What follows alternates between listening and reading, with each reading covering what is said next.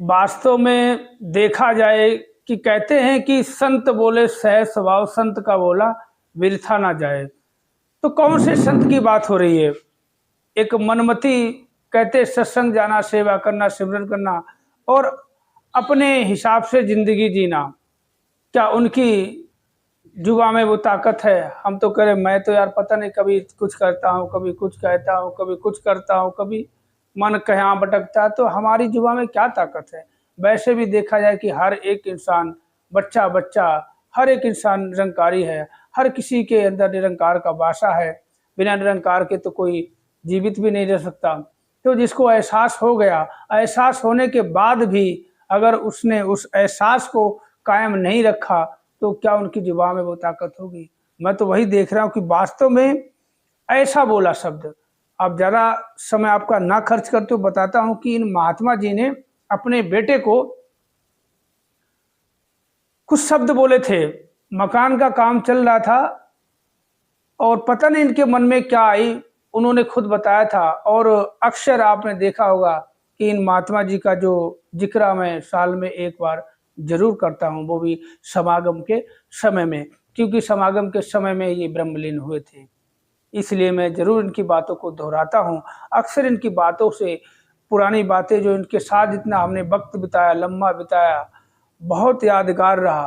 वास्तव में अगर ये आज हमारे बीच होते तो कहते हमारी भी दुर्दशा से दशा सुधर जाती।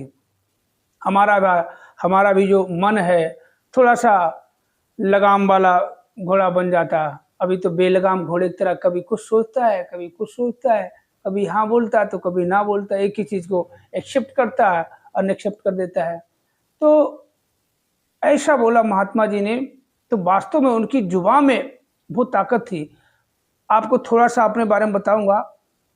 कई बार हमारे बारे में बोला। उस समय जब हमारी उनकी बातें हुआ करती थी, बैठक हुआ करती थी, मुलाकातें होती थी, तो अक्सर मैं अपनी परेशानियां बताता था। वो एक ही बात बोलते थे, महात्मा जी चिंता मत करो, बस सुमिरन करते रहो, सदगुरु के सब छोड़ दो, सब ठीक हो जाएगा, एक दिन सब ठीक हो जाएगा। महात्मा जी आप चिंता ना करो बिल्कुल भी।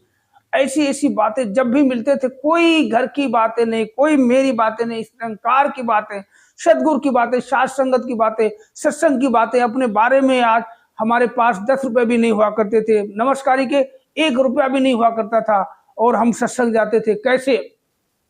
एक बार की बात बताऊं, थोड़ा सा बताता हूं कि वो सत्संग जा रहे थे कहीं, उनकी जेब में मात्र 10 रुपए थे। साइकिल पंचर हो गई, वो पंचर में पैसे लग गए। अब नमस्कारी के लिए 1 रुपया भी नहीं। अब बोला कैसे नमस्कारी करेंगे? तो बोला अरदास करिए, दातार कृपा करो 10 रुपये दे दो, नमस्कारी तो कर लूंगा। तो देखो कह रहे तुरंत ही हमें 10 का नोट रास्ते में पड़ा मिल गया। और बताता हूं किस लिए वीडियो बनाया, कि महात्मा जी ने अपने पुत्र को, बेटे को, जो जानते हैं वो जानते हैं, एक बात बोली थी। मकान में थोड़ा सा रिपेयरिंग का काम चल रहा था, तो बोला बेटा एक बात बताऊं, इस मकान में आप 2 से 3 साल ही रहोगे, इससे बड़ा मकान आपको दातार कृपा करेगा। देखो इतना ही बात कही, रोंगटे मेरे खुद खड़े हो गए बताने में। जो बात उन्होंने खुद वो की, 2 से 3 साल ही इस मकान में रहोगे, इससे बड़ा मकान दातार कृपा करेगा।